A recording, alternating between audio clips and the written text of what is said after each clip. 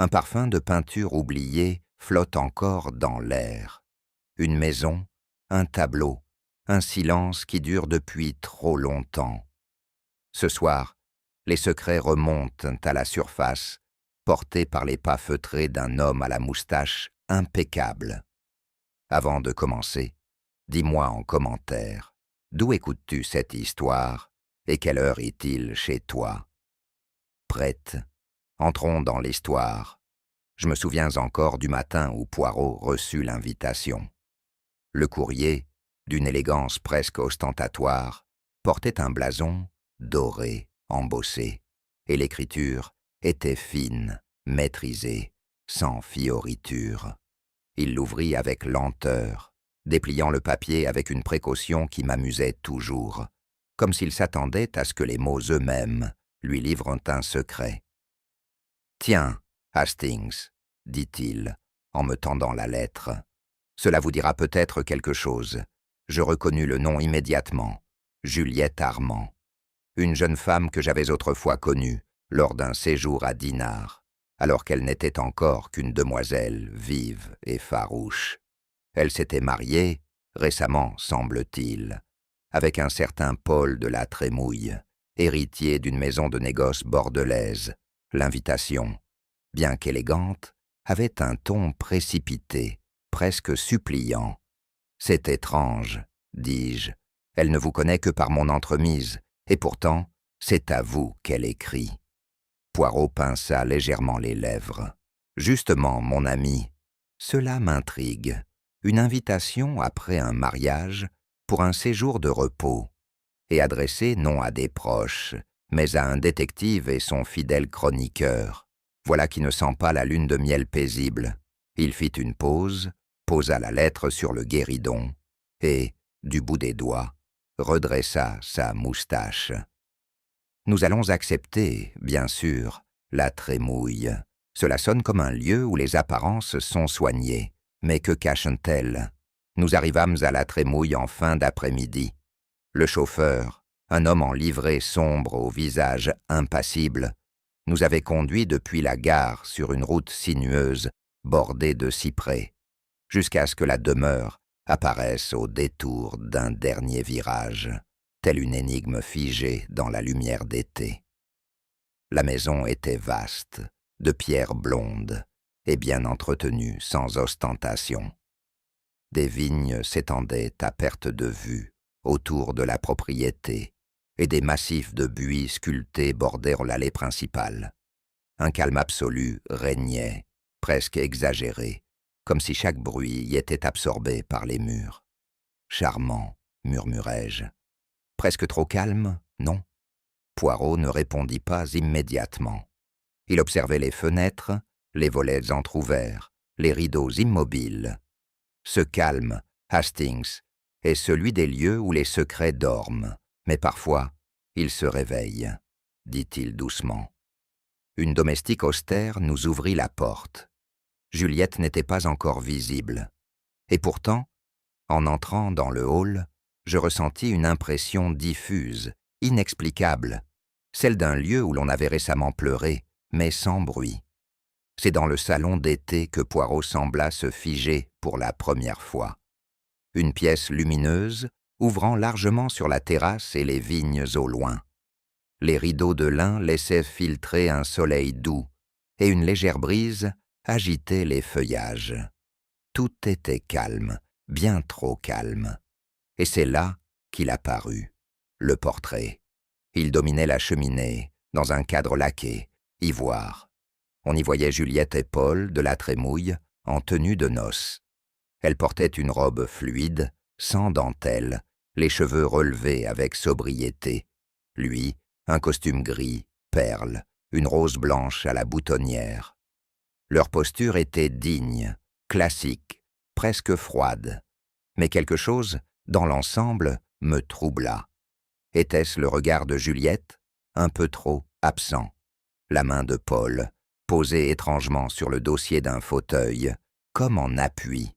Ou ce fond pâle, indéfini, qui semblait effacer les contours du bonheur qu'ils étaient censés représenter? Poirot plissa les yeux fit un pas vers le tableau, puis un autre. Il se pencha légèrement, comme s'il cherchait un détail précis. « Ce portrait, Hastings, n'a pas été peint à la hâte, » murmura-t-il. « Mais il contient quelque chose d'artificiel, comme une scène rejouée dont l'émotion aurait été oubliée. Je ne compris pas tout de suite ce qu'il voulait dire, mais l'image, elle, ne quitta plus mon esprit. » Lorsque Juliette fit enfin son apparition, elle était vêtue d'un tailleur clair, sans voile de deuil. Elle nous salua avec une courtoisie parfaite, presque trop lisse. Son visage ne portait pas de traces visibles de chagrin, ni même de fatigue. « Je suis heureuse que vous soyez venu, monsieur Poirot. »« Capitaine Hastings, » dit-elle, en nous offrant un thé léger dans de la porcelaine fine. Autour d'elle, la famille de la Trémouille semblait flotter, comme absente à elle-même. La belle-mère, raide, ne parlait que du jardin. Le beau-frère feuilletait distraitement un journal, en nous lançant à peine un regard. La conversation était polie, mais sans chaleur. Poirot restait silencieux, son regard glissant d'un visage à l'autre. « Il sourit sans parler, » murmura-t-il plus tard, en aparté. « C'est souvent le signe d'un secret mal digéré. » Je hochai la tête. Moi aussi, je sentais que quelque chose ne tournait pas rond. Mais quoi? Ce fut le majordome, un homme au front soucieux et à la diction mesurée, qui livra la première brèche. Nous le croisâmes dans un couloir menant à la bibliothèque. Il s'inclina avec discrétion, puis s'adressa à Poirot dans un demi-murmure. « Monsieur me pardonnera, mais je crois devoir lui dire ceci. Quelque chose s'est mal passé lors du dîner de noces. » Poirot ne dit rien. Il hocha lentement la tête, l'encourageant à poursuivre. Ce n'était pas une scène, non, plutôt un malaise. Monsieur Paul, il a quitté la table en silence, avant le dessert. Il est remonté seul.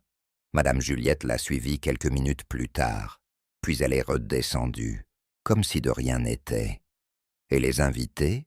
demanda Poirot. « Certains ont abrégé leur visite dès le lendemain. L'un d'eux a dit à voix basse « Je n'aurais jamais dû venir. » Il nous laissa là, refermant doucement une porte derrière lui. Poirot resta immobile un instant. Puis, dans un souffle, « Il y a des dîners, Hastings, qui servent de théâtre à des vérités impossibles à digérer. Celui-ci en fait sans doute partie. » Avant de regagner nos chambres, Poirot demanda à passer quelques minutes seul dans le salon. Il s'installa devant le portrait, les mains croisées derrière le dos. Je l'observais à distance. Il ne parlait pas, ne prenait pas de notes, ne faisait aucun geste brusque. Mais je savais reconnaître ce silence-là, celui dans lequel ces petites cellules grises s'activaient avec une précision redoutable. Puis soudain, il se pencha, très légèrement. Son regard se fixa sur un détail, infime. « Regardez ici, Hastings, » dit-il doucement. Je m'approchai. Il pointait du doigt un vase, peint dans le coin inférieur du tableau. Un vase au reflet subtil. Et dans ce reflet, à peine visible, une forme semblait s'y dessiner. Une silhouette masculine, sans visage net, tournée vers Juliette. Mais ce n'était pas Paul. « Ceci, » dit Poirot, « est un mensonge peint, un détail que seul un œil attentif remarque, et un peintre ne laisse pas ce genre d'ombre par hasard. » Je frissonnais. « Vous croyez que… » « Je ne crois rien encore, Hastings, je me prépare à croire. Et cela, c'est le début d'une vérité. » Le lendemain matin, je fus réveillé par un cri aigu, étranglé, venu de l'extérieur. Une voix de femme, à la fois lointaine et proche, fendit le silence du domaine. Je me précipitai à la fenêtre. Le soleil, encore bas, baignait les vignes d'une lumière pâle, et une fine brume flottait au ras du sol, comme un voile posé sur un secret. En contrebas, Près de l'escalier de pierre qui descendait vers le jardin, une servante se tenait figée, les mains sur la bouche, vacillante. Je descendis en hâte. Poirot m'avait devancé, déjà habillé, la moustache impeccable malgré l'heure. « Là-bas, Hastings », dit-il calmement, en désignant du doigt le coin de l'escalier. « Regardez bien, gardez les yeux ouverts, mais surtout, gardez l'esprit libre. » Je vis alors la silhouette étendue, immobile. Un corps d'homme en robe de chambre claire. Un pan du tissu voletait dans la brise, un pied nu dépassé. Tout était silencieux, à l'exception du souffle rapide de la jeune bonne, accroupie non loin, les larmes aux yeux. Je sus, sans même m'approcher, que Paul, de la Trémouille, ne se relèverait pas. Le médecin du village arriva moins d'1 heure plus tard, précédé par l'inspecteur Bonnemain, un homme sec, moustachu, d'une courtoisie un peu trop mécanique. Le constat fut rapide. Le crâne de Paul avait heurté violemment la dernière marche en pierre. L'impact était net, brutal. Pas de traces de lutte visibles, les mains propres, le regard figé, selon toute vraisemblance, une chute. Peut-être un malaise, suggéra le médecin, en prenant à peine le pouls qui ne battait plus. La pierre est glissante, à 7 heures du matin. La famille, alertée, s'attroupa autour de la scène, avec une réserve presque choquante. Juliette, en tête, ne poussa pas un cri, ne s'évanouit pas. Elle s'agenouilla simplement, posa la main sur la tempe de son mari et murmura quelque chose que je ne pus entendre. Le beau-frère se détourna aussitôt, demandant au majordome un verre d'eau. La belle-mère se signa, les lèvres pincées. Poirot, lui, se pencha légèrement au-dessus du corps. Il ne toucha à rien, bien sûr, mais je vis ses yeux se fixer sur un détail, une herbe froissée, peut-être, ou la trace d'un pied. Il ne dit rien encore, mais je sus, à la tension de sa mâchoire, qu'il n'acceptait pas l'idée d'un simple accident. Trop propre, Hastings, beaucoup trop propre ce désordre, murmura-t-il, plus pour lui-même que pour moi. Ce qui me frappa le plus, dans les heures qui suivirent, ce ne fut pas le chagrin, mais son absence. Juliette se replia dans sa chambre, sans demander qu'on la laisse seule. Elle ne demanda rien du tout, en fait. Le beau-frère retourna à ses affaires, téléphonant d'un ton égal depuis le bureau.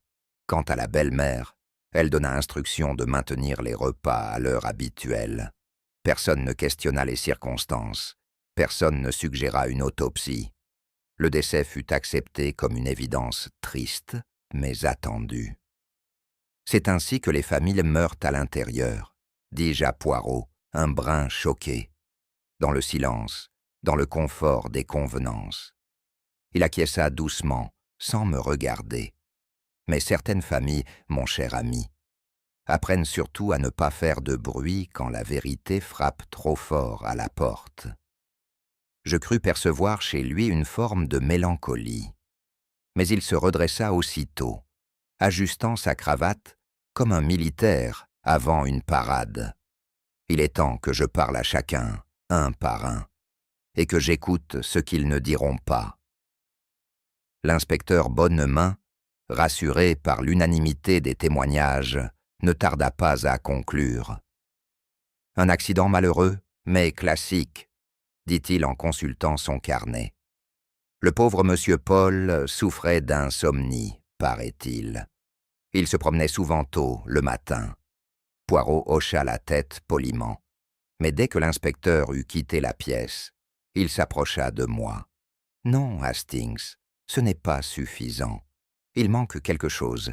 Ici, pas un objet, mais une logique, une vérité silencieuse que personne n'ose dire. » Il entreprit une promenade lente, autour du perron, examinant l'escalier sous tous ses angles, notant la symétrie des pierres, l'absence de mousse. Il s'arrêta devant une plante en pot, penché sur le côté. Pourquoi ce pot est-il renversé d'un côté, alors que la chute s'est produite à l'opposé? Et pourquoi, Hastings, n'y a-t-il aucune trace de sang sur le col de la chemise, alors que la blessure saignait abondamment? Je restais sans voix. Je n'avais rien vu de tout cela. Mais lui, bien sûr. Il y a deux récits, ici. Celui que l'on nous raconte et celui que le lieu murmure. Et moi, je n'écoute jamais les mots en premier. Dans l'après-midi, Poirot demanda à retourner dans le salon d'été. La lumière avait changé, plus rasante, soulignant les reliefs du tableau que nous avions déjà observé la veille. Il s'assit face au portrait, les bras croisés, le regard fixe. Puis, sans rien dire, il leva la main et me fit signe d'approcher. Regardez de nouveau, Hastings, le vase dans le coin. Observez ce qu'il reflète. Je m'exécutai. Le vase peint, délicatement ouvragé, semblait capturer une portion du décor environnant. Une fenêtre, un pan de rideau et une silhouette. « C'est Paul ?» demandai-je. Poirot secoua lentement la tête. « Non. C'est un homme, oui, mais ce n'est pas Paul. Et voici le vrai mystère. Ce reflet ne peut exister. Le vase est peint sous un angle qui ne permettrait pas cette perspective. » Je fronçai les sourcils. Une erreur de l'artiste? Il haussa les épaules. Ou un message? Les peintres laissent parfois parler ce que les commanditaires veulent faire taire. Et ce vase contient peut-être la seule vérité qu'on a voulu étouffer. Ce soir-là, au cours d'un échange banal dans le fumoir, le beau-frère, un homme d'affaires aux manières précises, laissa échapper une phrase qui fit relever les sourcils de Poirot. Paul n'était pas facile à vivre, vous savez. Il fallait souvent le raisonner et parfois l'empêcher de parler trop vite. Poirot ne répondit pas, mais je vis son regard se durcir imperceptiblement. Il s'était arrêté net dans son mouvement, les doigts suspendus au-dessus de sa tasse. « Empêché de parler ?» demanda-t-il innocemment. Le beau-frère s'agita légèrement sur son fauteuil, comme s'il avait glissé un mot de trop. Je veux dire, il était impulsif. Il disait parfois des choses qu'il ne pensait pas, des propos sans importance. Poirot sourit doucement, et dans ce sourire, je reconnus un signe certain. Il venait de trouver une faille. Le lendemain du drame, je m'éveillai tôt, agité par un sentiment d'inachevé. Je quittai ma chambre sans bruit, longeant le long corridor du premier étage. C'est là, entre deux fenêtres, que je la vis. Juliette. Elle marchait lentement, les bras croisés contre elle-même, vêtue d'une robe d'intérieur pâle qui flottait à chacun de ses pas, telle une ombre en fuite. Son regard était vide, tourné vers rien, et ses lèvres légèrement entr'ouvertes, comme prêtes à prononcer un mot oublié. Je m'arrêtai net. Elle ne sembla pas me voir.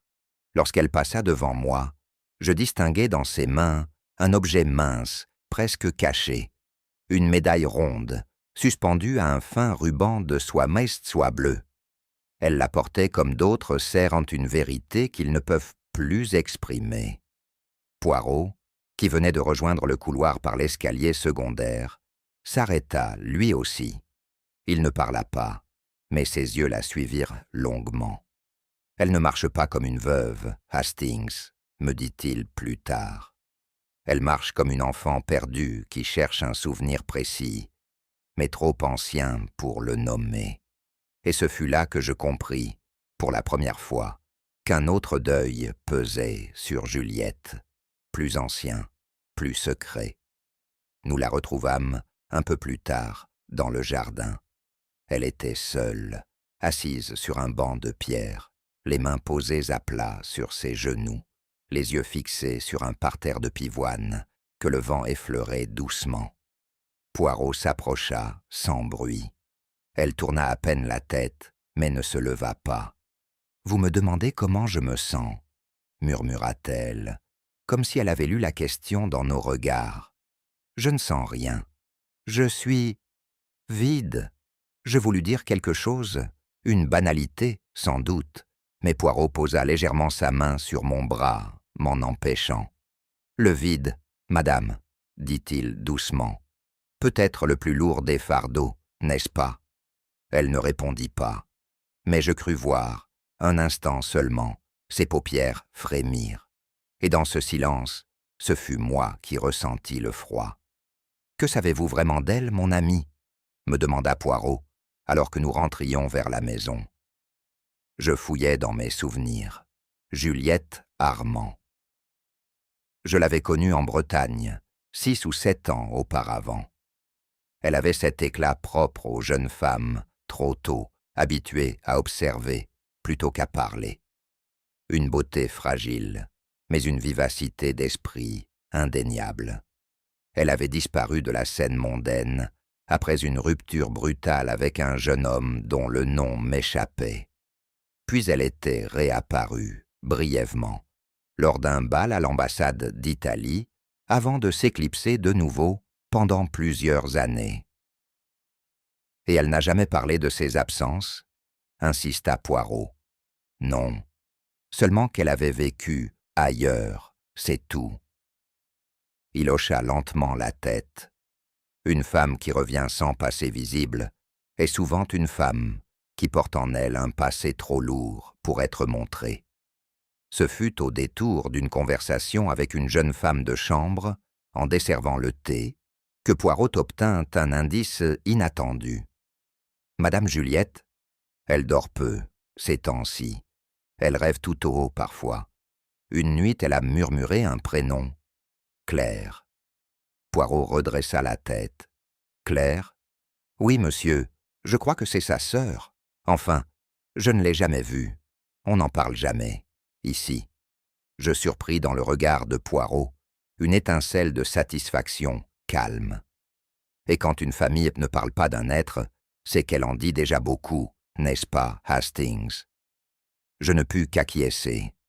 Ce prénom, surgissant dans les heures de veille ou de demi-sommeil, avait la force d'un fil tiré hors d'un tissu soigneusement brodé. Et dans les silences de Juliette, cette Claire devenait soudain essentielle. Au cours de la soirée, tandis que les membres de la famille s'occupaient chacun dans leur coin, Poirot se mit à feuilleter un livre d'art trouvé dans la bibliothèque. Je le regardais faire avec une certaine perplexité. « Je cherche un visage, » dit-il, sans me quitter des yeux. Un visage peint, puis effacé. Il s'arrêta sur une double page représentant une galerie parisienne, célèbre pour ses expositions de jeunes artistes avant-gardistes. En marge, un article évoquait une œuvre retirée de l'exposition en 1944, portrait d'une fiancée oubliée, signé E. D. Émile Dervaux, murmura Poirot. Un nom qui n'apparaît nulle part, ici, mais que j'ai entendu autrefois dans un tout autre contexte. Il me tendit la reproduction floue du tableau, mais ce n'était plus qu'une silhouette indistincte. Le tableau a été effacé, Hastings, effacé du mur, effacé des catalogues, effacé des mémoires, sauf peut-être d'une seule. Il referma le livre avec soin, comme on referme un secret prêt à éclore. Et je crois que Juliette est cette mémoire vivante, une mémoire peinte, puis ensevelie. Plusieurs fois, au cours des jours suivants, je surpris Juliette seule dans le salon d'été, toujours au même endroit, face au portrait de noces. Elle ne pleurait pas, elle ne bougeait presque pas. Elle se tenait là, les doigts serrés autour d'une petite médaille, celle que je l'avais vue porter dans le couloir. Le regard fixé sur le tableau avec une intensité qui me troublait profondément. Elle prie, murmurai-je à Poirot, un jour que nous l'observions de loin. Non, mon ami, ce n'est pas une prière, c'est une réminiscence. Elle cherche à se rappeler quelque chose que ce portrait lui vole à chaque regard. Je me retournai vers elle. Et en cet instant précis, je compris que le tableau, loin d'être une œuvre d'amour, était une clé, ou peut-être un verrou. Et Juliette, elle, était la seule à en connaître la serrure. Ce fut, au détour d'un moment d'accalmie, alors que Juliette et Poirot prenèrent le thé dans le petit salon attenant à la bibliothèque, que mon ami aborda, avec la délicatesse d'un horloger suisse, la question que je n'osais formuler. « Pardonnez-moi, madame, dit-il d'un ton neutre, mais il me semble que votre vie, avant votre rencontre avec monsieur de la Trémouille, demeure, comment dirais-je, enveloppée d'une brume discrète. » Juliette ne répondit pas tout de suite. Elle tournait lentement sa cuillère dans la tasse, le regard perdu dans la porcelaine. Le passé est une chose fragile, monsieur Poirot, et certaines pages méritent d'être tournées sans être relues. Je vous crois sans peine, répondit-il calmement. Mais parfois, ce ne sont pas les souvenirs qui reviennent, ce sont les douleurs qu'on a tenté d'oublier qui, elles, frappent à nouveau. Un silence suivit, puis elle releva les yeux. Il s'appelait Émile, dit-elle simplement, rien de plus. Mais le tremblement presque imperceptible de ses lèvres disait tout ce que ce prénom contenait encore d'inavoué. Poirot ne dit mot, mais son regard s'alluma d'une lumière nouvelle, celle d'un puzzle dont une pièce venait de tomber à sa place. Nous étions de retour à Paris quelques jours plus tard pour une entrevue discrète que Poirot avait lui-même organisée. Il tenait à rencontrer Madame de Chauvigny, une galeriste à la retraite, jadis figure de proue de la scène artistique montmartroise. « Émile Dervaux ?» dit-elle en fronçant les sourcils. « Mais oui, je m'en souviens, un talent rare, trop sensible, trop pur pour cette époque trouble. Il peignait comme on respire, sans effort, mais avec nécessité. » Poirot laissa parler la vieille dame, dont les souvenirs remontaient lentement, comme des bulles de champagne dans une coupe trop longtemps oubliée. Il était fiancé à une jeune fille, raffinée, distante. Il devait en se marier en 1943, mais il a disparu, comme tant d'autres, sans explication. « Et la jeune femme ?» demanda Poirot. « Elle a disparu, elle aussi. Oh, pas physiquement, mais de la scène artistique, comme si on avait soufflé sur elle, comme si elle n'avait jamais existé. » Le nom de Juliette n'avait pas été prononcé. Il n'en avait pas besoin. La description, l'époque, le silence consenti. Tout concordait. Lorsque nous sortîmes dans la rue, Poirot me dit simplement « Quand un nom oublié revient ainsi, Hastings, c'est qu'il n'avait jamais quitté la scène. Il s'était seulement caché derrière le rideau. » Ce fut grâce à un archiviste discret et passionné que Poirot obtint l'indice décisif. Le nom d'Émile Dervaux figurait en effet dans les registres de la préfecture de police, section des disparitions, daté d'août 1943.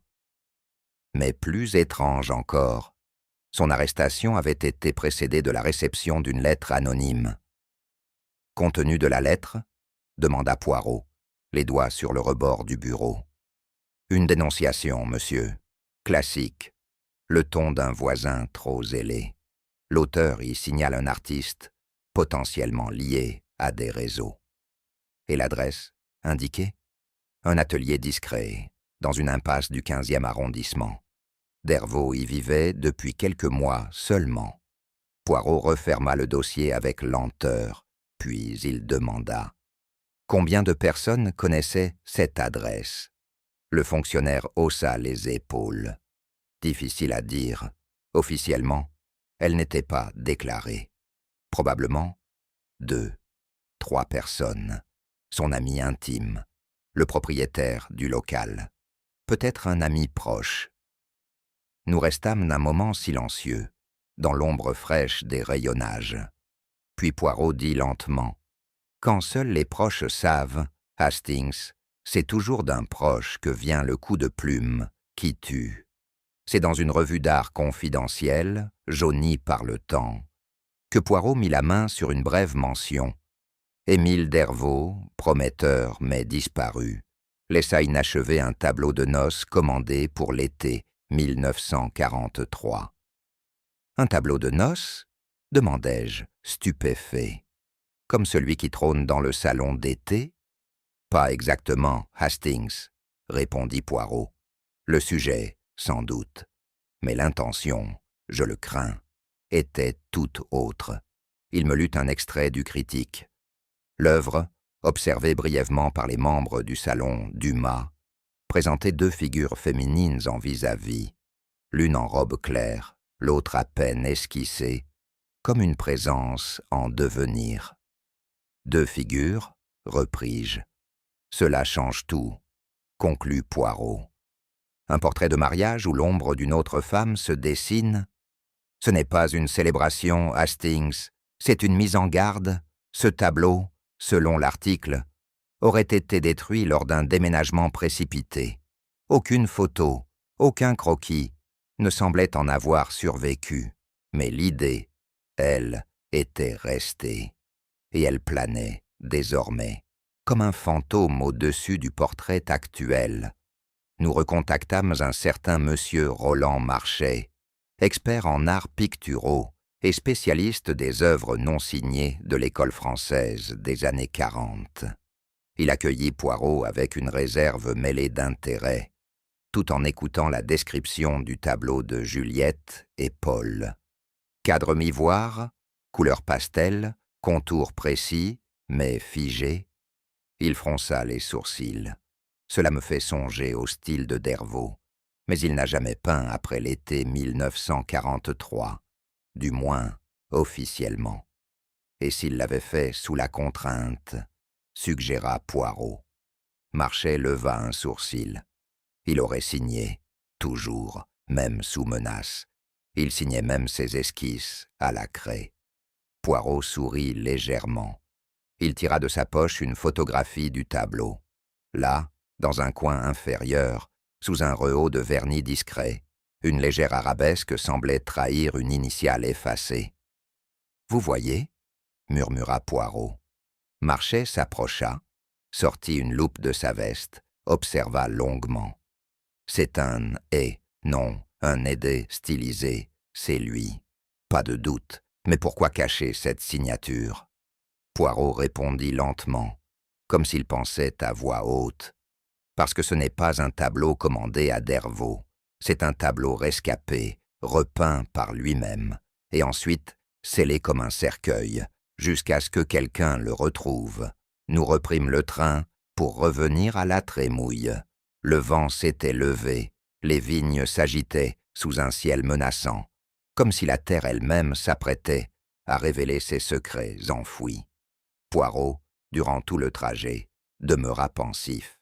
Il touchait du doigt un motif, un schéma invisible, comme un compositeur reconnaît dans le chaos une mélodie oubliée.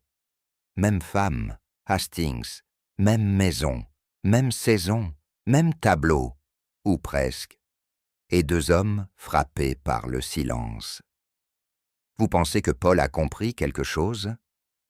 Je pense qu'il a découvert la vérité, ou s'en est approché trop près. Il se pencha vers moi.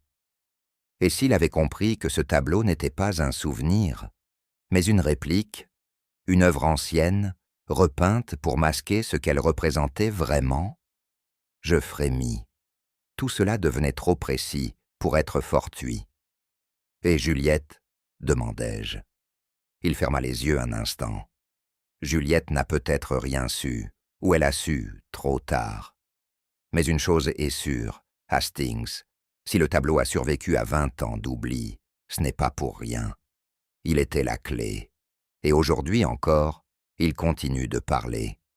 C'est dans l'escalier de service, en fin d'après-midi, que Poirot croisa Margot, la plus jeune des domestiques. Elle portait un plateau vide, les joues rougies par l'effort ou la nervosité. Poirot l'interpella doucement, avec cette bienveillance subtile qu'il réservait aux témoins discrets. « Mademoiselle, auriez-vous un instant pour moi ?» Elle acquiesça, sans oser le regarder. « Il y a eu une visite, monsieur, 2 jours avant le mariage. Un homme que personne ne connaissait. Il a demandé à voir le salon. » Poirot incline légèrement la tête. Et vous l'avez laissé entrer? Il disait être envoyé par le peintre du portrait, pour vérifier la lumière du matin sur le mur. Il avait une carte. Je n'ai pas osé refuser. Elle semblait sur le point de pleurer. Il est resté seul, quelques minutes. Puis il est reparti. Il n'a presque rien dit. Quel genre d'homme? Silencieux. Il avait les mains tachées, comme d'huile ou de peinture. Et il portait une casquette grise. Poirot la remercia doucement, puis me glissa à voix basse. Le passé, Hastings, revient toujours, par les portes dérobées d'abord. Le lendemain matin, alors que nous descendions vers la véranda, Poirot s'arrêta soudain, à la jonction d'un couloir secondaire. Il inspira longuement. Térébenthine, dit-il, subtile mais présente. Une odeur que le temps ne parvient pas à effacer totalement. Je ne sentais rien de particulier, mais je lui fis confiance. Il se dirigea vers une porte latérale, fermée à clé, et sonna doucement. Le majordome vint ouvrir, l'air surpris. « Dites-moi, » commença Poirot, avec cette politesse grave qu'il réservait aux questions décisives. « Existe-t-il sur cette propriété un ancien atelier de peinture? » « Oui, monsieur, une dépendance au fond du jardin. Monsieur Paul y avait fait vider l'endroit l'été dernier. Il voulait y installer une salle de repos, je crois. Mais il a changé d'avis. Pourquoi? Il disait que l'odeur de térébenthine lui restait dans la gorge, et que cela lui rappelait un tableau qu'il ne voulait plus voir. Poirot resta immobile un instant. Et cette odeur, elle est encore là, n'est-ce pas? Le majordome acquiesça en silence. Alors allons-y, Hastings. C'est peut-être là que l'histoire recommence. Nous traversâmes le jardin sous un ciel lourd. La dépendance était une petite construction en pierre, à moitié dissimulée par une haie d'ifs. La serrure était rouillée, mais cédait encore. L'intérieur était poussiéreux, mais l'ordre y régnait. Contre le mur du fond, un chevalet replié attendait comme un vieil ami oublié. Des pinceaux desséchés gisaient dans un pot de métal, et une boîte ouverte laissait entrevoir des tubes de couleur vidés depuis longtemps. Tout ceci a été utilisé, mais récemment, dit Poirot. Voyez la poussière déplacée autour du chevalet, et ici, au sol, des empreintes plus fraîches que les autres. Contre le mur, une grande toile retournée, recouverte d'un drap épais, attira notre attention. Poirot le souleva avec précaution. La toile n'était pas encadrée, ni tendue sur un châssis neuf. Elle avait été récupérée, sans soin, et placée là, comme on cacherait une page compromettante. Je me penchai. C'est vide? Poirot secoua lentement la tête. Non, Hastings, elle n'est pas vide, elle attend. Ce genre de toile ne se laisse pas oublier sans raison. Et dans le silence, je crus percevoir un battement sourd, comme si la peinture elle-même retenait son souffle. Poirot s'agenouilla devant la toile et la fit glisser délicatement sur la table de bois. Il la fixa longuement, puis passa doucement son doigt sur la surface. Une fine pellicule de poussière se détacha, révélant par endroits une teinte sombre, irrégulière.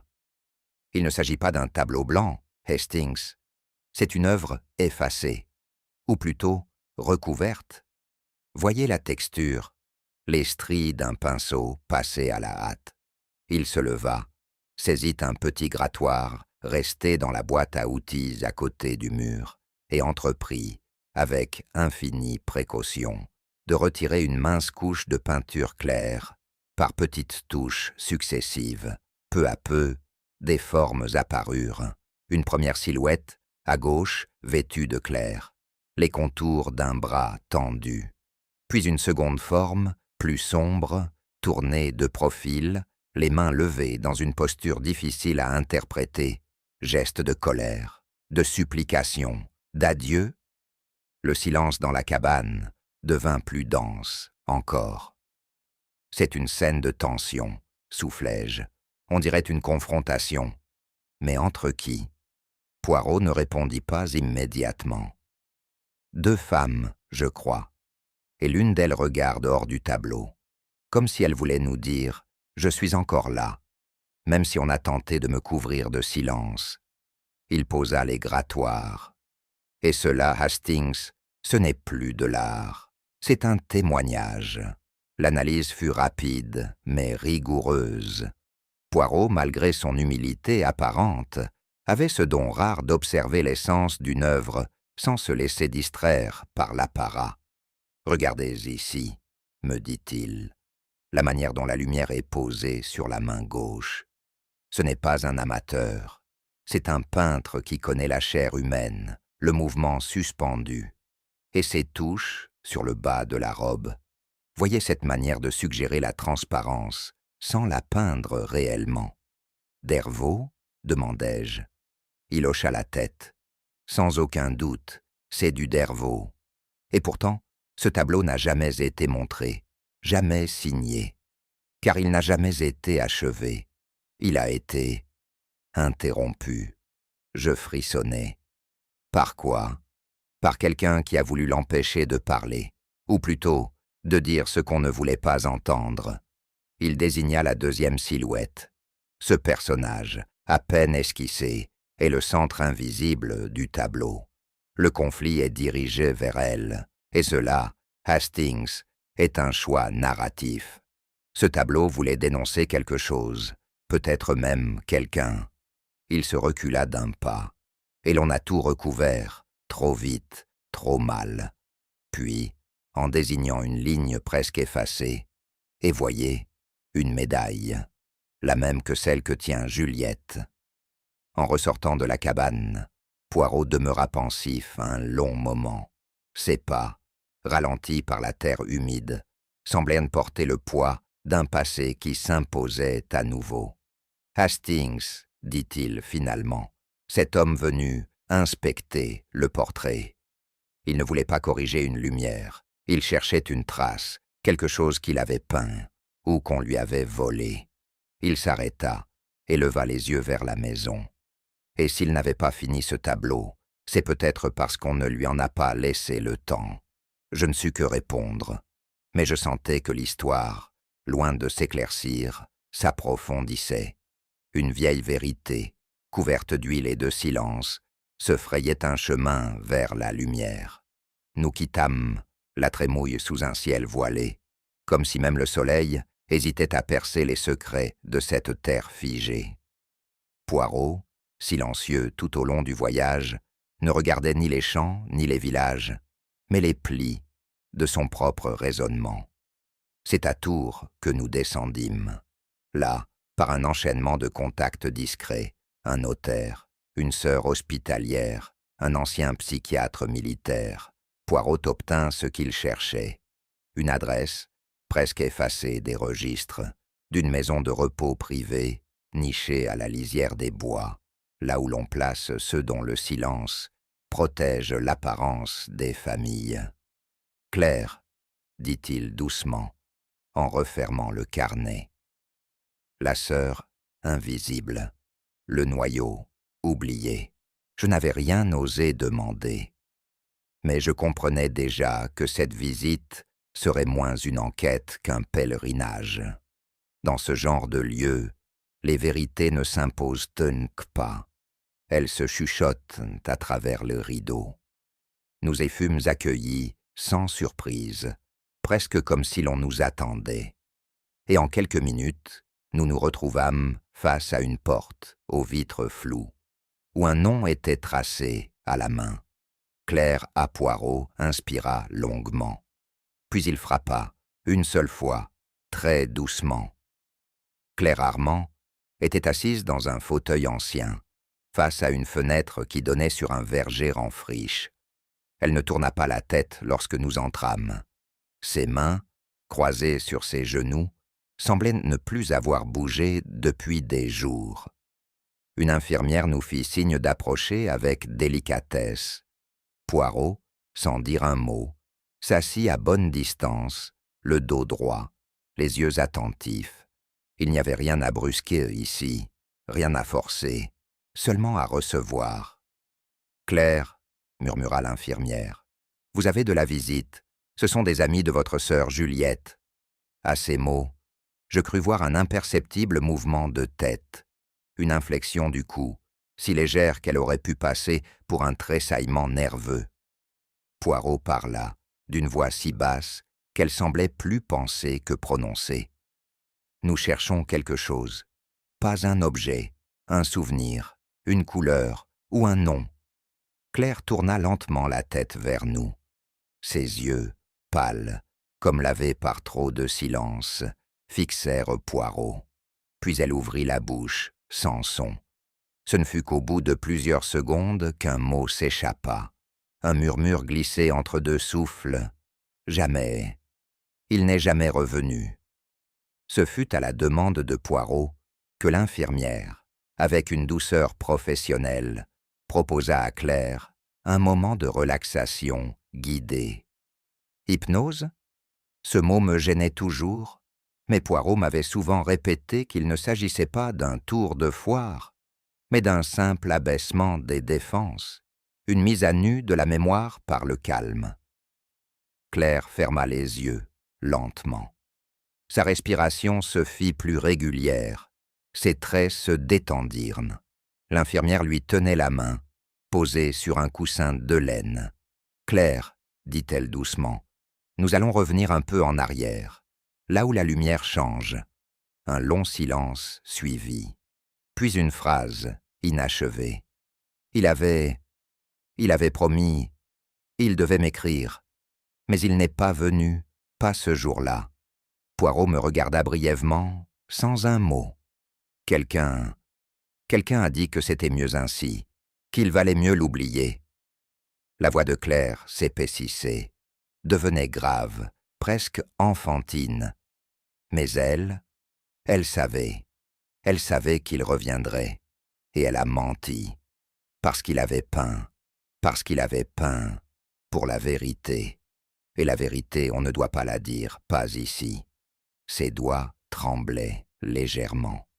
Le pinceau était sale, et le cadre vide. Ils ont dit que c'était fini, mais je l'ai vu, avant qu'elle le cache.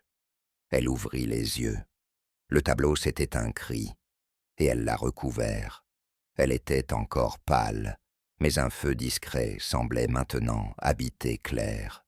Son regard, jadis éteint, fixait Poirot avec une intensité presque douloureuse. Puis, comme dans un dernier effort de lucidité, elle murmura « Émile ». Le nom tomba dans la pièce, comme une pierre dans un puits profond. Aucun écho, seulement cette sensation que le monde venait de basculer d'un degré. Émile, il avait des mains fines, il savait ce que personne n'osait dire, il peignait ce qu'on ne voulait pas voir, il m'a montré la vérité dans la robe de Juliette. Elle ferma les yeux un instant. Ils ont dit qu'il était parti, mais c'était faux. Quelqu'un l'a trahi. Je ne savais pas tout de suite, mais j'ai compris. Poirot, d'une voix très douce, le tableau, elle hocha la tête. Il l'a terminé, il ne devait pas, on lui avait interdit, mais il l'a signé, discrètement, avec ses initiales. Il me l'a montré, et elle l'a pris.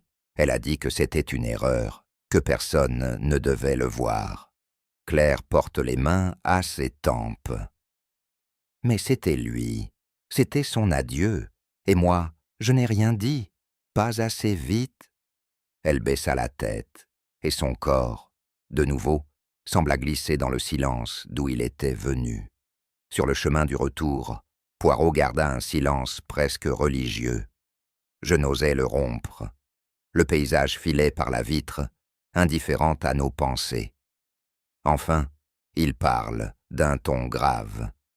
Le meurtre de Paul, Hastings, n'est que la conséquence, le prolongement d'un geste ancien, celui d'une main qui a effacé, puis recouvert, celui d'un silence, imposé. Je hochai la tête, tout semblait désormais s'imbriquer. Juliette savait quelque chose? Risquai-je. Elle savait qu'Émile avait peint un tableau, qu'il ne devait pas peindre, elle savait aussi que quelqu'un, autour d'elle, avait jugé ce tableau trop dangereux pour exister. Et Paul avait voulu le restaurer, redonner à Juliette une image fidèle. Il a tenté d'ouvrir une tombe, et il a été puni pour cela. Le train ralentit. Le domaine de la Trémouille nous attendait, immobile, figé dans sa superbe. L'art ne ment jamais, Hastings, conclut Poirot. Mais ceux qui l'entourent, eux, mentent souvent très bien, et longtemps. Ce soir-là, je marchais seul dans le jardin. L'air était tombé, lourd d'humidité et de choses tues. Sous mes pas, les feuilles craquaient comme des mots non prononcés. Je pensais à Claire, à sa voix brisée, à ce nom, Émile, qu'elle avait murmuré comme un aveu tardif. Je pensais aussi à Juliette, figée devant ce portrait, et à la main invisible qui avait repeint l'oubli. Il me sembla que certaines vérités, pour renaître, avaient besoin d'un éclat de folie, et que parfois, ceux qu'on appelle fous sont simplement les seuls à n'avoir jamais trahi leur mémoire. Le matin même, Poirot demanda à la gouvernante de remettre en main propre une invitation à chacun des membres de la famille Armand. Le message, rédigé de sa plume soignée, était d'une extrême politesse. Un dîner, ce soir même, dans le grand salon, au sujet d'un dernier éclaircissement concernant le testament de Paul Armand. Je sus immédiatement qu'il ne s'agissait pas de testament, mais de vérité. Poirot m'adressa un regard en coin et me dit simplement « Ce soir, mon ami, nous remettrons un peu d'ordre dans la maison et dans les cœurs. » L'heure fixée était 19 heures précises. La ponctualité, chez Poirot, n'était pas affaire de politesse, mais d'hygiène morale. Il ne souhaitait pas tant réunir les personnes que les mettre face à leur silence. Durant l'après-midi, il passa un long moment à relire ses notes, alignant de petits objets sur la table. Une photographie légèrement floue, un pinceau jauni, un éclat de toile ancienne et un simple morceau de ficelle. « Chaque chose a sa place », murmura-t-il. Même le mensonge finit toujours par retrouver sa logique. Je compris alors que le dîner ne serait ni un adieu, ni une réconciliation, mais une table dressée pour la justice. La grande salle à manger du domaine avait retrouvé, pour une nuit, son lustre discret d'autrefois.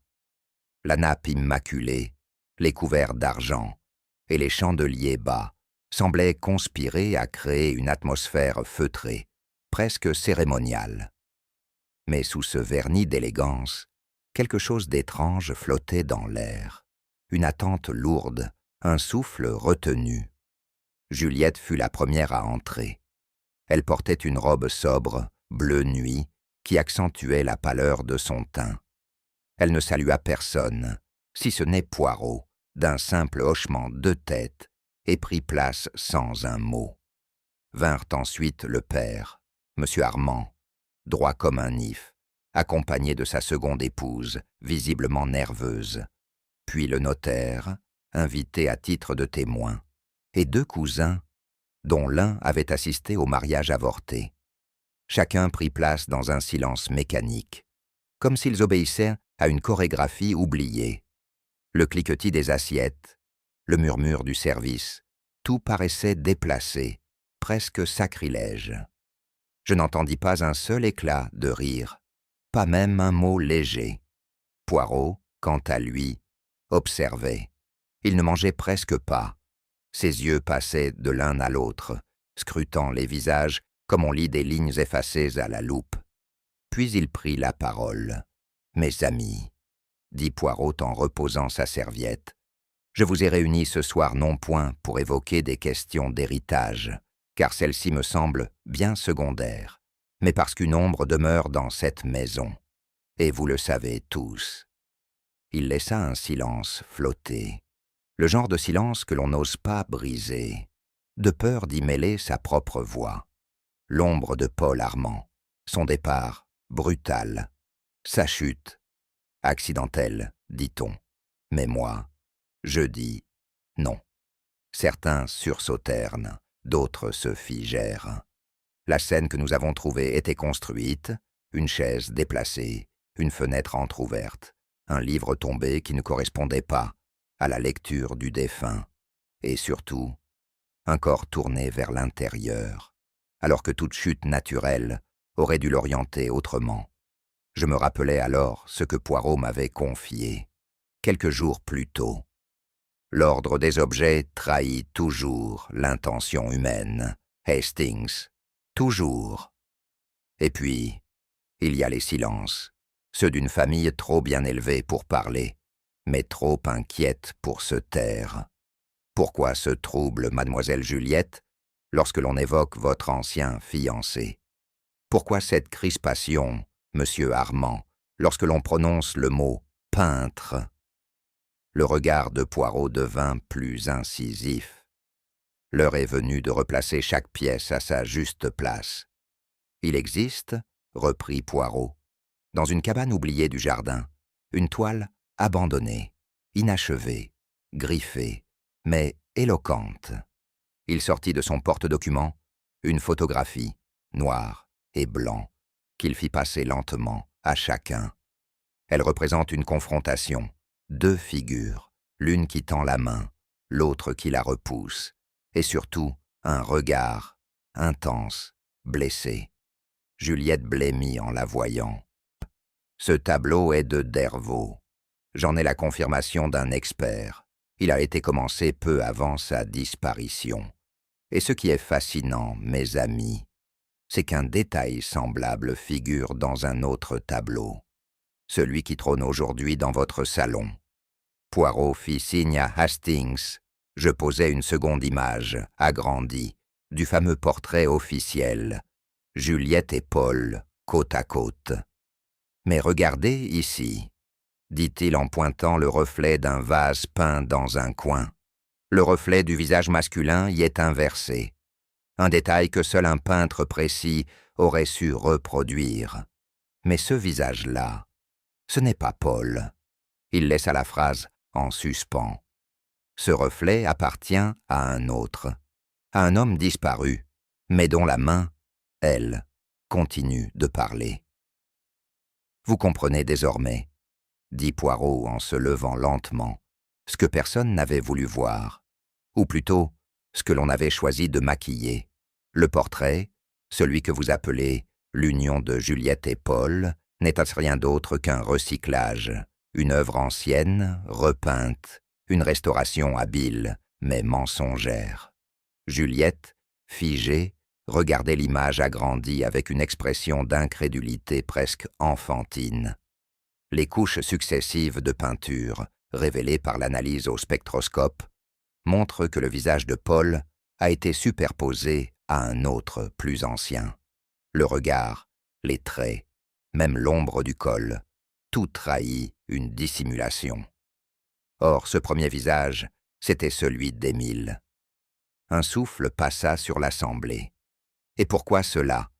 Parce qu'Émile avait peint la vérité, un amour interdit, une promesse rompue. Et parce que cette vérité dérangeait, il a été dénoncé, trahi, puis effacé, jusqu'à son pinceau. Poirot fit une pause. Mais il restait ce tableau. Juliette, sans le savoir, ou peut-être à demi consciente, l'a conservé. Paul, découvrant ce qui se cachait dessous, a voulu le restaurer. Il a compris. Et ce qu'il a vu l'a ébranlé. Il l'a dit à quelqu'un. Ce quelqu'un a compris que tout risquait de ressurgir. Il balaya la pièce du regard. Et c'est alors qu'il est tombé. Ou plutôt, qu'on l'a fait tomber. Un bruit sec retentit. Monsieur Armand s'était levé brusquement, renversant sa chaise. Il s'apprêtait à parler, mais sa bouche resta close, déformée par une rage contenue. « Non, » dit Poirot fermement, « ne niez pas. Vous saviez tout. Vous avez tu ce que vous ne pouviez effacer. Vous avez protégé votre nom, votre réputation, et vous avez sacrifié un homme. » Juliette, elle, ne bougeait plus. Ses yeux, pleins de larmes muettes, étaient fixés sur son père. Vous m'avez dit qu'Émile était parti, murmura-t-elle, que je devais l'oublier. Mais vous l'avez effacé, de vos mots, de vos gestes, de mon cœur. Elle se leva, lentement, le visage éteint, et quitta la pièce sans un mot. Poirot referma ses documents. Le silence, à cette table, n'était plus un voile. C'était un jugement. Juliette s'était éclipsée après les révélations de Poirot, mais ce ne fut qu'une fuite brève, à peine la porte refermée derrière elle, que nous entendîmes des pas précipités, puis le bruit sourd d'un corps heurtant le parquet. Je me précipitai, inquiet, mais la trouvai simplement assise dans le corridor, le dos contre le mur, le regard perdu. Elle tenait entre ses doigts une photo écornée, tirée sans doute de la serviette de Poirot, celle du tableau ancien. Ses lèvres tremblaient. C'est lui, c'est Émile. Il avait peint cela pour moi. Sa voix n'était plus qu'un souffle. Il m'avait dit que ce tableau serait la preuve que notre amour existait, même si personne n'en voulait. Et puis, on m'a dit qu'il était parti, puis qu'il était mort, disparu. On m'a dit de ne plus prononcer son nom. Elle leva les yeux vers nous, presque enfantine. Mais cette toile, je la reconnais, même sous la couche d'un autre visage. C'était notre secret à nous, et on me l'a volé. Poirot, resté silencieux jusqu'alors, s'approcha et dit doucement « Ce secret, mademoiselle, a résisté au temps, et ce soir, il se redresse. » Nous l'avions aidé à se relever. Juliette se tenait debout, mais tout en elle semblait fléchir. Sa voix, pourtant, restait claire. Je l'aimais, vous savez, d'un amour naïf, entier, que seules les jeunes filles très seules connaissent. Il était doux, silencieux et un peu triste. Je crois que c'est cela qui m'attirait. Il ne demandait rien, sauf qu'on le laisse peindre. Elle serra les mains contre sa poitrine, comme pour empêcher son cœur de s'effondrer. Et puis un jour, il a disparu. Mon père a dit qu'il avait été accusé de choses honteuses. Il n'a jamais précisé. Il a haussé les épaules. Il a dit que ces gens-là étaient toujours un peu instables, un peu dangereux. Je n'ai pas su quoi répondre. J'ai cru, j'ai obéi. Son regard se perdit dans le vide. J'ai attendu une lettre, un mot, une preuve qu'il vivait, rien. Et j'ai fini par croire qu'il s'était tué, à cause de moi, à cause de mon silence. Poirot hocha lentement la tête. Il n'est jamais revenu parce qu'on lui a fermé toutes les portes, mais son pinceau, lui, a laissé des traces, et un autre homme les a retrouvées. Juliette se figea. Paul. Poirot croisa les bras et parla avec cette gravité douce qui ne s'acquiert qu'avec l'expérience des cœurs blessés. Oui, Paul a compris. Un jour, il est tombé sur une esquisse dans une malle, parmi les affaires anciennes du domaine. Il y a reconnu le style d'Émile et surtout un nom, le vôtre, Juliette, tracé en filigrane. Elle porte une main à sa bouche. Il ne m'a rien dit. Il voulait vous offrir un cadeau, non pas une vérité brutale, mais une réparation. Il a secrètement entrepris de restaurer le tableau ancien. Il a interrogé discrètement d'anciens domestiques, des proches de Dervaux. Il a fait venir un photographe pour examiner le portrait officiel à la lumière rasante, et il a compris. Poirot fit une pause. Il a compris que ce tableau n'était pas l'image d'un couple, mais le mausolée d'un amour interdit. Alors il s'est juré de redonner à ce souvenir ses couleurs originelles. Il ne voulait pas punir, ni dénoncer. Il voulait vous redonner la mémoire, vous rendre ce qu'on vous avait volé. Juliette ferma les yeux. Il allait me le dire, je crois, ce soir-là. Mais il est réduit au silence, conclut Poirot. Le père de Juliette, jusque-là demeuré immobile, se leva lentement. Son visage n'exprimait plus ni colère ni orgueil, mais une fatigue glaciale. J'ai vu Paul dans l'atelier, une semaine avant sa mort, dit-il. Il m'a montré un fragment du tableau. Il a prononcé le nom d'Émile. Il a dit qu'il allait rétablir la vérité. Il s'interrompit, regarda Juliette, puis baissa les yeux. Je n'ai pas supporté cela, pas après toutes ces années de silence. J'ai sacrifié bien des choses pour que cette affaire ne ressorte jamais. L'honneur, monsieur Poirot, n'est pas un mot vain. Chez les Armands, nous ne tolérons pas les souillures, ni les mensonges d'en bas qui s'élèvent au-dessus de nous. Poirot ne dit rien. Je l'ai poussé. Ce fut un geste bref. Il tournait le dos à la balustrade. Je n'ai pas réfléchi. Il est tombé sans un cri. Ensuite, j'ai refermé la fenêtre, j'ai redressé la chaise, j'ai attendu. Il inspira profondément. Je croyais protéger ma fille. Je n'ai fait que l'enfermer davantage. Juliette ne pleura pas. Elle resta droite, immobile. Vous ne m'avez protégé de rien. Vous m'avez volé tout ce qui pouvait me sauver. Le silence s'était installé, mais il n'était plus pesant. Il avait changé de nature. Il était devenu écoute. Je m'étais approché du tableau resté accroché au mur. Je l'observais à présent avec d'autres yeux. Ce n'était plus une œuvre anodine. C'était un masque savamment posé, mais craquelé. Le reflet, dans le vase, ce détail si insignifiant au premier regard, devenait l'écho silencieux d'une vérité plus vaste. Ce portrait n'avait jamais été celui d'un couple. Ce n'était pas un témoignage d'union. C'était une stèle. Je me souvenais des paroles de Poirot. La peinture, mon cher Hastings, ne ment pas. Ce sont les hommes qui l'éteignent. Et dans ce regard, qui n'était pas celui de Paul, je crus percevoir un appel, celui d'un amour qu'on avait tenté d'effacer, et qui, malgré tout, persistait, vibrant sous la couche des faux semblants. Juliette, en s'éloignant, effleura le cadre du bout des doigts, comme on salue un cercueil. Poirot s'approcha de moi. Le crime est puni, Hastings, mais la blessure demeure. Certains crimes ne sont pas faits pour les tribunaux, mais pour les mémoires.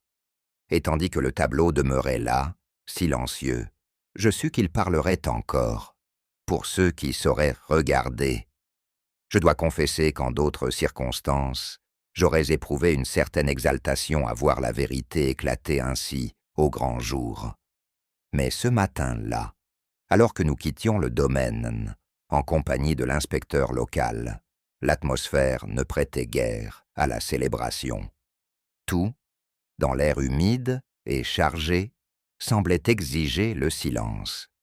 Poirot, vêtu de son éternel costume clair, remit au fonctionnaire un dossier méticuleusement rédigé, pas une note de trop, pas une phrase inutile. Il ne dit rien d'autre que ces mots sobres. « Je vous laisse désormais en charge de l'affaire, monsieur l'inspecteur. Les faits sont, je pense, suffisamment exposés. » Il n'y eut pas de serrement de main triomphal, ni de regard satisfait. Seulement ce petit hochement de tête dont mon ami usait lorsqu'il se savait arrivé au bout d'un chemin douloureux. Car il savait, mieux que quiconque, que rendre la justice n'efface pas toujours le mal. Sur le chemin du retour, il resta silencieux. Je crus, un moment, qu'il somnolait, mais non. Son regard était tourné vers la fenêtre, loin devant. Il murmurait peut-être une prière, ou bien une phrase pour lui seul. Je n'osais pas le troubler. Les jours suivants furent empreints d'une agitation que je trouvais presque indécente. Les journaux régionaux, d'ordinaire bien discrets en matière de faits divers, se ruèrent sur l'affaire avec un empressement soudain. Le nom de La Trémouille, autrefois prononcé avec respect, s'étalait désormais en lettres grasses, flanqué de mots peu amènes, meurtre, trahison, passé dissimulé. Un article particulièrement mordant citait même un voisin anonyme. Il avait la raideur de ceux qui savent tout cacher. Je sentis mon poing se refermer malgré moi. La presse a cela de cruel qu'elle ne distingue ni nuance ni douleur. Tout devient anecdote. Tout est offert à la curiosité publique comme un fruit trop mûr. Poirot, quant à lui, se contenta d'hausser les épaules lorsqu'un reporter tenta de l'approcher. Ce n'est pas mon œuvre qu'il faut raconter, mon cher ami, mais celle d'un peintre oublié et d'une vérité qu'on avait voulu effacer. Je n'ai été que le révélateur d'un pigment ancien. Cette formule, que je trouvais fort belle, ne fut rapportée nulle part. Les journaux préférèrent titrer « Le détective belge qui fit tomber l'honneur d'une lignée ». Le sensationnel, toujours le sensationnel. Je la vis partir, sans un mot.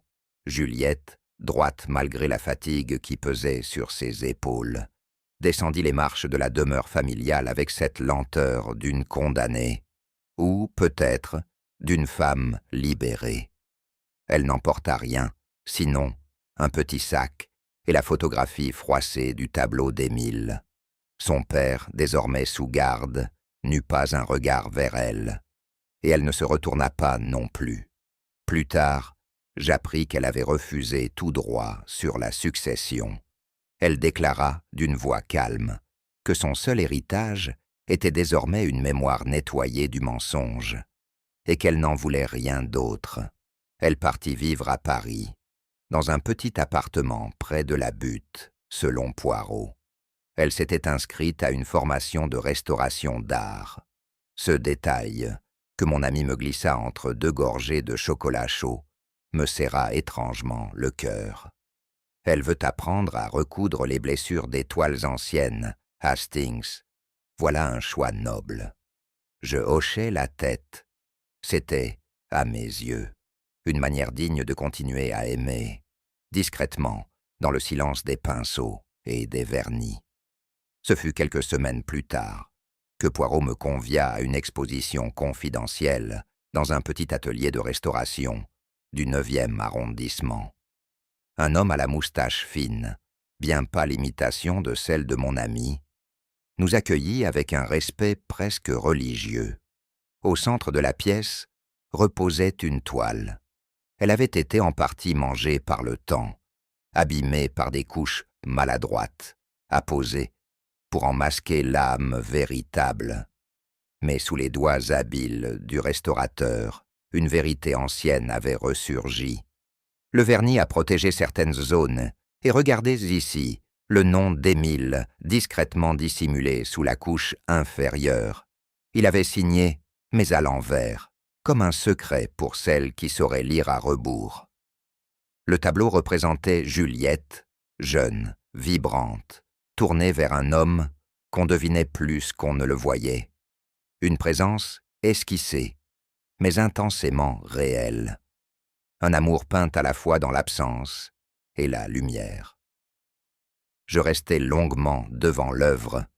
Il ne s'agissait pas d'un chef-d'œuvre académique, non. C'était une prière, un dernier mot laissé sur la toile par un cœur brisé. Et maintenant, il retrouvait sa place. Je me retrouvais seul, quelques jours plus tard, dans le grand salon où tout avait commencé. Le tableau restauré venait d'être livré et trônait désormais là où l'autre avait été accroché pendant tant d'années. L'effet était saisissant. Ce n'était plus un portrait de convenance, un mensonge encadré. C'était une cicatrice mise à nu. Le regard de Juliette dans la toile n'était pas celui d'une épouse, mais d'une amante en suspens. Elle semblait parler à quelqu'un qu'elle savait déjà perdu, mais qu'elle voulait encore croire proche. Je me surpris à murmurer. Ce n'est pas un tableau de mariage, c'est un adieu. Poirot entra doucement, sans un bruit. Vous voyez, mon ami, dit-il, ce que les vivants taisent, les pinceaux peuvent parfois le révéler. Mais il faut savoir regarder au-delà de ce qui est peint. Je me tus. Il n'y avait rien à ajouter. Le silence, à ce moment précis, disait tout. Et en regardant ce portrait, figé mais vibrant, je sus que la mémoire n'est jamais figée. Elle se déplace, se recompose, et parfois, elle pardonne. Ce n'est pas un juge, la mémoire, c'est un témoin que l'on croyait perdu, et qui, un jour, rouvre les yeux. Le quai était presque vide, hormis quelques silhouettes emmitouflées, et la silhouette droite de Juliette. Je l'observais de loin, respectant ce moment qu'elle avait choisi de vivre seule. Une valise modeste, un manteau clair, et cette lettre pliée qu'elle tenait contre sa poitrine comme une relique. C'était, je le sus aussitôt, la dernière chose qu'elle avait reçue de Paul. Le train s'ébranla lentement. Elle ne se retourna pas un regard pour la maison, ni pour le passé. Tout semblait avoir été contenu dans ce bout de papier, dans ce tableau qu'elle laissait derrière elle, et dans ce silence lourd qu'elle emportait avec elle. « Elle va vers l'avenir, mon ami », murmura Poirot à mes côtés, mais sans fuir le passé. Voilà toute la différence. Je restais un instant encore, tandis que le train disparaissait, au loin, comme on regarde une porte se refermer en douceur sur quelque chose de très ancien. De retour à la demeure, nous traversâmes le salon, devenu silencieux. Là, au-dessus de la cheminée, le tableau restauré avait repris sa place. Mais ce n'était plus un mensonge accroché au mur. C'était une vérité nue, réparée, indérangeable. Je m'en approchai instinctivement, comme on approche un vieil ami enfin reconnu. « Voyez-vous, Hastings ?» dit Poirot doucement. « Le cadre est le même, mais l'âme a changé. Ce n'est plus une image pour satisfaire la convenance. C'est un miroir. » Je contemplais les deux silhouettes peintes. Elles étaient plus lumineuses qu'auparavant, plus vivantes aussi, malgré l'immobilité de la scène. Juliette y souriait d'un sourire à peine ébauché, et le regard de l'homme à ses côtés, ce n'était plus Paul, je le savais à présent, semblait murmurer un pardon silencieux. « Émile », soufflai-je, plus pour moi-même que pour quiconque. Poirot acquiesça. Il croisa les mains derrière son dos. Il a peint ce qu'il voulait qu'elle voie, et elle a fini par le voir. Le chemin fut long, mais il fut accompli. Je n'eus pas besoin de répondre. Tout, dans cette pièce, respirait la fin, non d'un drame, mais d'un malentendu lentement dissipé. Je restai un moment encore, les yeux perdus dans les teintes d'ambre et de bleu pâle. Le silence régnait, paisible. Enfin, je me tournai vers Poirot. « Dites-moi, mon ami, croyez-vous qu'un tableau puisse dire ce que les vivants taisent ?» Il me regarda longuement, sans sourire, mais avec cette douceur si particulière à ces instants de vérité. « Oui, mon cher Hastings, si l'on sait où regarder, pas seulement avec les yeux, mais avec le cœur. Les pinceaux sont parfois plus honnêtes que les langues, car ils ne savent pas mentir longtemps. » Je hochai la tête, incapable de répondre. Alors que nous quittions le salon, je jetai un dernier regard au tableau. Il ne me semblait plus figé, mais vibrant d'une vie que seule la vérité pouvait rendre à une toile. Les couleurs, enfin libres, chantaient sans bruit. Et je me dis que parfois, ce que l'art murmure suffit à réparer ce que les hommes ont brisé. Parfois, la vérité se cache non dans les cris, mais dans les silences qu'on n'a jamais osé peindre. Et vous, auriez-vous su lire entre les couleurs ce que les cœurs taisaient depuis 20 ans? Si cette histoire vous a touché, likez-la, commentez votre ressenti et abonnez-vous pour découvrir d'autres secrets murmurés dans l'ombre. Car certains souvenirs ne meurent jamais, ils attendent simplement d'être regardés.